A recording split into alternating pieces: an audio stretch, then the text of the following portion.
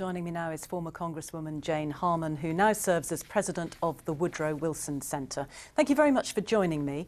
A lot of angry reaction, which many people were expecting, but what do you think are the long-term consequences of this decision?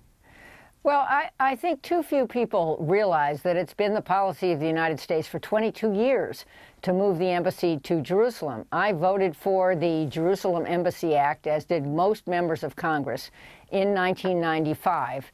And it includes a waiver, and President Trump signed that waiver again yesterday. Every 6 months, the president waives moving the embassy to Jerusalem. What he said yesterday was his intention is, without a time frame, to move the embassy to Jerusalem. He also did not say that Jerusalem would be the exclusive capital of Israel.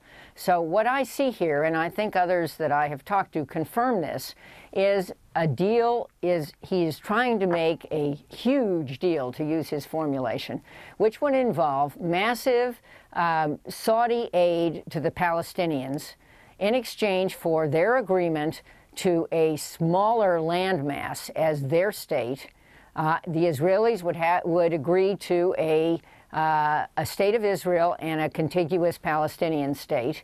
And then the whole thing would, the two states, plus the U.S. support, plus the strong Saudi and I assume UAE support, would be a big block to Iranian ambitions in the region. The only thing I don't like about this is that I think the Iranian people also should be our friends, and there is a large Shia population in the Sunni countries surrounding Israel. So hopefully that's another phase, is to repair the relationship with the Iranian people. So given that there is no peace process at the moment, do you think Donald Trump was actually right to try and shake things up in this way? Well, I think he's right to try to help forge a two-state solution agreed to by the leaders on the ground. That's been the ambition of at least the three prior presidents. And it certainly was and is the intention of U.S. policy to move the embassy to Jerusalem at an appropriate time. So, yes, I think he's right to try to push this. Whether he will achieve this, I don't know. It's obviously troubling to see the demonstrations on the ground, not unpredicted. And I surely hope that he and we evolve a strategy for the whole region. A lot of the reason for the uprising in the Jordanian refugee camps is the mess in Syria. Those refugees are Syrian. They're not Palestinian. You've met with a lot of Palestinian leaders on the ground. What do they make of America's role generally at the moment? Well, I think there's a lot of disappointment that America hasn't been more successful. I think people did not see a strategy in the last administration. I don't think they see a strategy in this administration across the region. It's something I wish Congress would involve itself with by passing an authorization to use military force in the region, as many are recommending.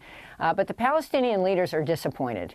And in January, when the Trump administration first announced its intention to move the embassy without any of the groundwork being laid, and then had to roll it back, the Palestinians I spoke to, I was literally there on the ground in Ramallah, said this is tantamount to a declaration of war. And I think the Trump administration has gotten smarter. It's made an effort on the ground through several emissaries, including Jared Kushner and Jason Greenblatt, to lay the predicate for this. Whether it can happen, I don't know, but I do think it would be a great credit to the Trump administration if they can forge, or if they can help the parties on the ground to forge a two-state solution, which eluded their predecessors. Jane Harman, thank you very much indeed for joining me. Thank you, Jane.